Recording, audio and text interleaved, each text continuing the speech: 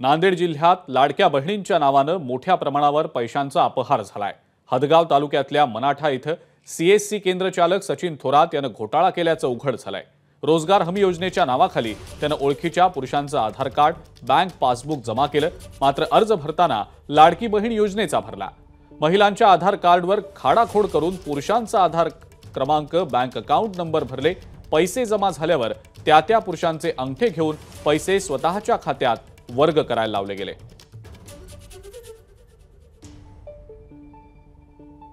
कसा उघडकीस आला हे सांगण्यासाठी आपल्यासोबत स्वतः सय्यद अलीम आहेत। अलीम, काय घटना घडली होती आणि किती रुपये तुझ्या खात्यावर आलेले? सर, माझ्या अकाउंटला 4,500 आले ते लाडक्या बहिणीचे, आणि ते मी माझ्या समोरच्या माणसाला उचलून देऊन टाकले ज्यांनी हे केलं तर फ्रॉड। तुझी फसवणूक झाली हे तुला कसं लक्षात आलं?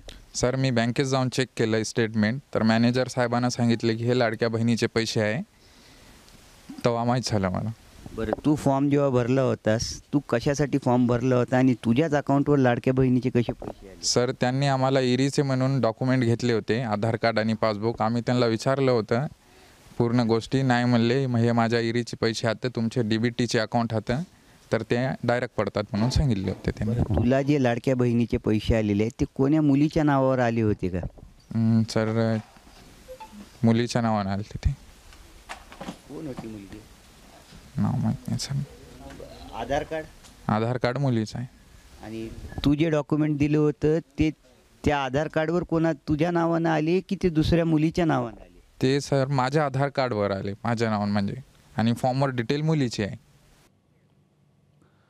दरम्यान या सगळ्यावर आदिती तटकरे यांनी नेमकी काय प्रतिक्रिया दिली आहे आपण ते देखील पाहूया। स्थानिक प्रशासनाच्या ते लक्षात आलं, माझं स्वतः जिल्हाधिकाऱ्यांसोबत बोलणं झालं आणि आम्ही त्यांना आदेश दिलेले आहेत की जे हे 37-38 अकाउंट आहेत ते संबंधित बँकेंना संपर्क त्वरित करून त्यांना आदेश द्यावे की हे सगळे अकाउंट्स त्वरितच सील करण्यात यावे। या अकाउंटमध्ये पुढच्या कालावधीमध्ये कुठलाच, म्हणजे मुख्यमंत्री माझी लाडकी बहीण तर वेगळाच झाला, पण दुसरा कुठल्या शासकीय योजनेचा लाभ अथवा व्यवहार होता कामा नये। ही सदर व्यक्ती आहे, याच्यावरही संबंधित जो स्थानिक प्रशासन आहे हे पोलिसांमध्ये तिथल्या स्थानिक पोलीस स्थानकामध्ये त्या संदर्भामध्ये गुन्हा दाखल करणारच आहेत। एबीपी माझा, उघडा डोळे बघा नीट।